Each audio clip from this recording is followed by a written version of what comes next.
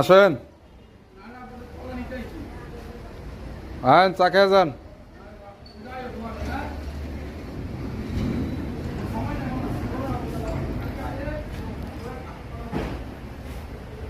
পাসাবা দেওয়াজ video করবো লিখছি। আমাদের ফার্নিচার কিভাবে কাজ করা হয় নকশা দেখেন। এইভাবে সিলার দিয়ে কমপ্লিট ঘষার পর এই যে নকশা ব্ল্যাক করা হয়, এই ব্ল্যাকের মাঝখানে গোল্ডেন হবে। আপনারা যখন দেখেন গোল্ডেনের কালারের সময়, কালার করার পর যে সাইডে কালো থাকে, এই কালোগুলো যেভাবে আগে করতে হয় আপনাদেরকে দেখাচ্ছি। এই যে কালোগুলো আগে করতে হয়।